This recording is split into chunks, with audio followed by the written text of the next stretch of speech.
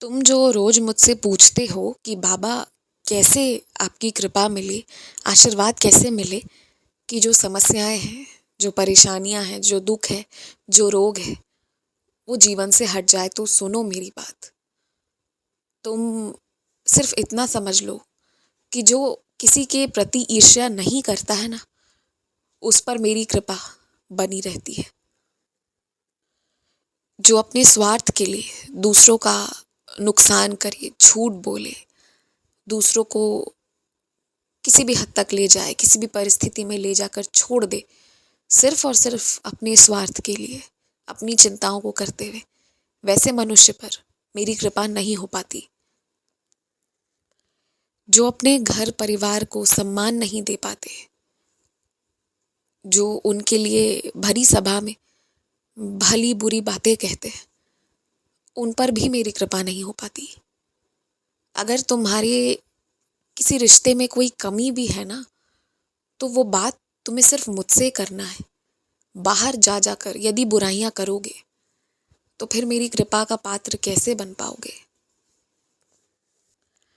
और यदि कोई तुम्हारी बुराई बाहर जा जाकर कर रहा है तो उसे करने दो, उसके अंदर अभी समझ नहीं आई है, पर उसके तुलना में जाकर तुम्हें भी वही नहीं करना है।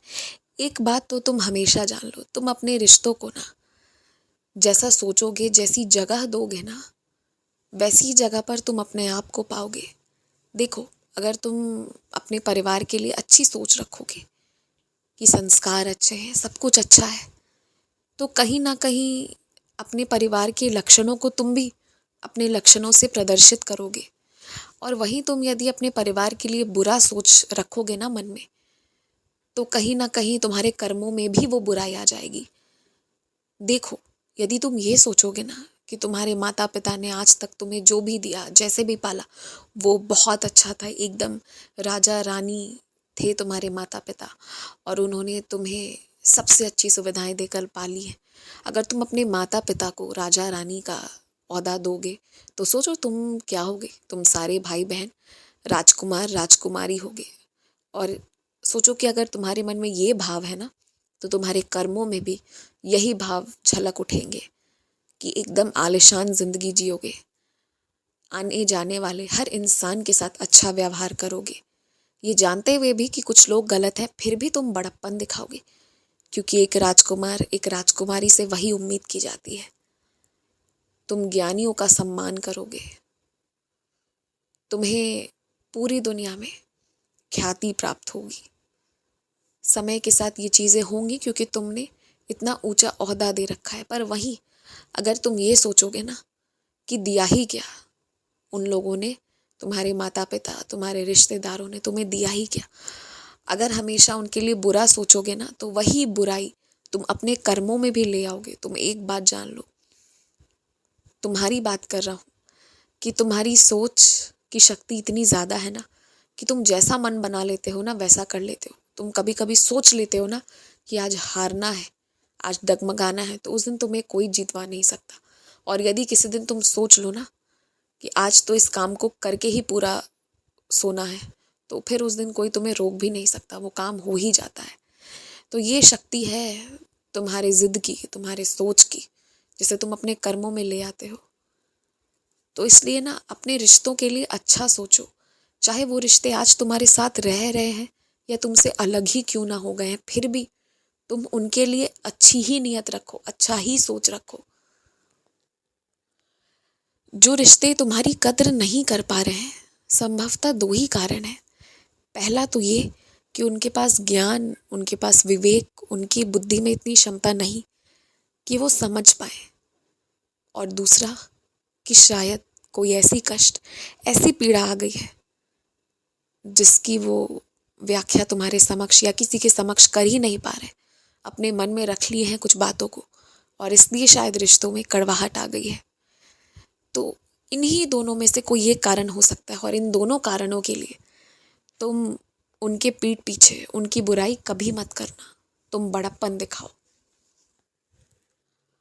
और जो नींद अच्छी ना आने के लिए तरह तरह के उपाय, टोने टोटके के पीछे पड़ते हो ना, उसकी जगह तुम यदि खूब मेहनत करो पूरे दिन, और रात को अच्छे से भजन सुनकर नाम जाप करके सोने जाओ ना, तो फिर देखो कितने अच्छे से सो पाओगे। नींद तभी कम आती है ना जब तुम व्याकुल रहते हो, और व्याकुलता का कारण कई बार ऐसा होता है कि तुम्हारी तरफ से जितना परिश्रम होना चाहिए उसमें कमी होने के कारण ही व्याकुल रहते हो, जो तुम्हारे नींद पर सीधे से असर कर जाता है। खूब मेहनत करके सोना, फिर देखो उसका आनंद ही आनंद है और उसकी बात ही निराली होगी। तुम मुझसे परिचय करना चाहते हो, तुम भगवान से परिचय करना चाहते हो, जानना चाहते हो कि वो है कैसे है, कैसे सब कुछ चलता है। कुछ तो है तुम्हारे मन में, कुछ तो है जो तुम जानना चाहते हो, जो तुम मिलना चाहते हो, किस तरीके से। तो इसलिए एक बार के लिए तुमसे मैं यही कहूँगा कि जिस दरबार में तुम्हारे जाने की इच्छा है ना, उस भगवान पर ध्यान लगाओ, भगवान के उस रूप पर ध्यान लगाओ, क्योंकि सबका मालिक एक ही है पर नाम अनेक है। उस नाम पर ध्यान लगाओ और उनसे कहो कि आप मुझे अपने दरबार बुलाओ। सिर्फ उनसे कहो और देखो ना कैसे इंतज़ाम हो जाएगा। किसी की भक्ति हो या नहीं हो, पर तुम्हारी भक्ति तुम्हारे पूरे परिवार को भी वहाँ खींच लेगी। तुम एक बार ऐसा करके देखो, और तुम जिस तरह से मिलना चाहते हो, जो समझना चाहते हो भगवान के होने ना होने की बात, वो सब तुम्हें समझ आ जाएगी।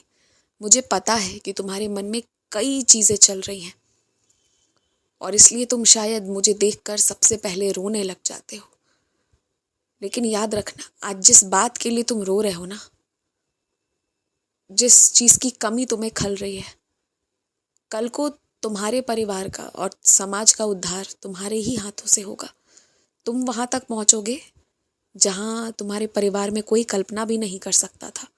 तुम जहाँ तक कल्पना कर पा रहे हो वहाँ तो पहले पहुँचोगे, और उसके बाद उसके आगे जहाँ जाओगे वो तो मेरी कृपा से।